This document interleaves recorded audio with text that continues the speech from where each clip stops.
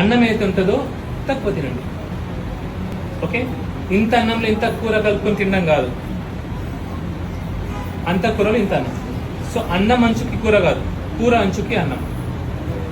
Okay, తీపి అనేది నాలుక మీద పడనీయకండి. చక్కెర, బెల్లం, తాటి బెల్లం, తేనె, పండు ఏదైనా సరే 1 నెల రోజులు తీపి తినకండి. 1 మంత్. ఓకే, కూల్ డ్రింక్స్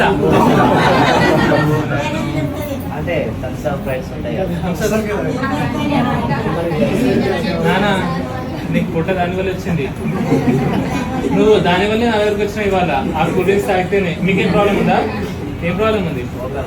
ఆ మోకాల నొప్పులు ఆ కూల్ డ్రింక్స్ వల్లనే వచ్చింది. ఆ కూల్ డ్రింక్స్ లో షుగర్ ఉంటది. షుగర్ ఏం చేస్తుంది? గ్లైకేషన్ చేస్తుంది, గ్లైకేట్ చేస్తుంది, ఇన్ఫ్లమేషన్ కాజ్ చేస్తుంది.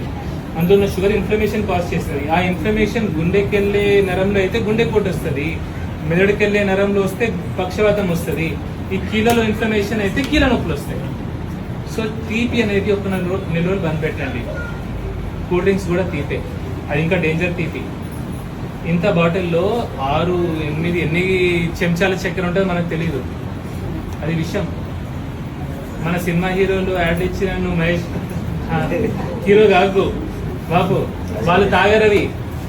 మీరు నిజంగా చెప్తున్నా, మీకు కావాలంటే మీకు ఎవరైనా హీరో తెలుసుంటే, పరిచయాలు ఉంటే వాళ్ళ దగ్గరికి వెళ్ళి అడగండి ఒకసారి, మీరు కూల్ డ్రింక్స్ తాగుతారా, మీరు ఎనర్జీ డ్రింకులు తాగి ఇట్లా జంపులు చేస్తారా అని. ఎవరు కూల్ డ్రింకులు తాగరు. ఓకే, సినిమా హీరోయిన్లు ఐస్ క్రీమ్ తిన్నట్టు చూపిస్తారు, వాళ్ళు ఎవ్వరు అది తినరు, నటిస్తారు. నటించినందుకు వాళ్ళకి కోట్లు వచ్చి పడతాయి, మనకు రోగాలు వచ్చి పడతాయి. నిజంగా నిజంగా మన రోగాలన్నిటి కారణం ఈ అడ్వర్టైజ్మెంట్లే. ఈ యాడ్స్లలో చూసి అది బాగుంది అనుకుంటాం మనం, అది బాగా ఏమి ఉండదు, అది ఆరోగ్యానికి మంచిదేం కాదు.